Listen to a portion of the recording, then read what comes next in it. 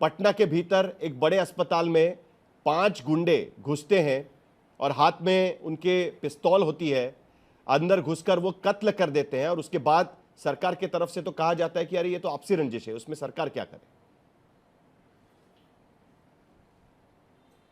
देखिए, सबसे पहली बात साहिल, 2-3 बात को समझिए।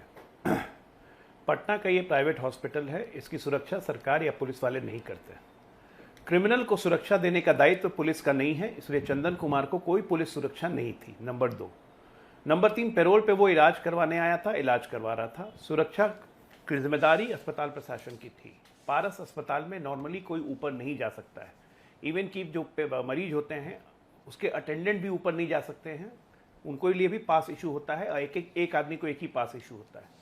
एक साथ ये 5 आदमी आपके साथ दिख रहे हैं, तो आप खुद बोलिए जरा, एक कॉमन सेंस अप्लाई करके, कि बिना अस्पताल के सिक्योरिटी प्रशासन के मिली भगत के क्या ये 5 घुस सकते थे?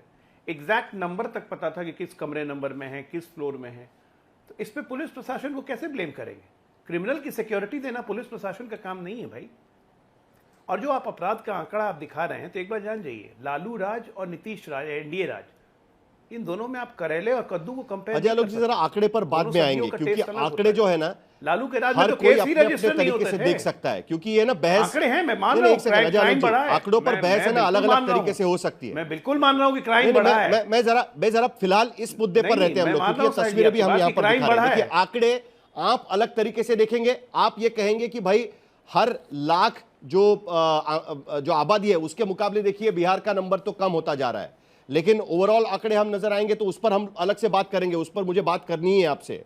लेकिन उससे पहले साहिल जी, ठीक है, प्राइवेट अस्पताल है, सिक्योरिटी सरकार की जिम्मेदारी नहीं है, लेकिन 5 लोग उस अस्पताल तक पहुंचते हैं हाथ में पिस्टल लेकर।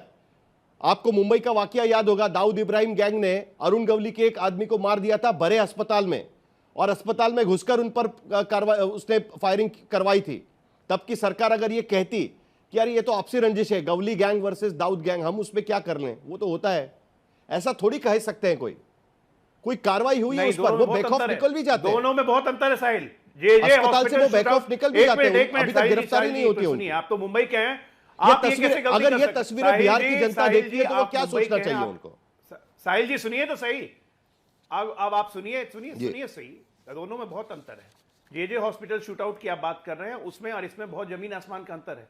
जेजे हॉस्पिटल शूटआउट में पुलिस की सुरक्षा में वो कैदी था और दिन दहाड़े AK-47 से घुस के हॉस्पिटल में मारा गया, फायरिंग की गई थी, जबकि वो पुलिस सुरक्षा में था। यहां वो पुलिस सुरक्षा में नहीं था। दोनों में जमीन आसमान का अंतर है।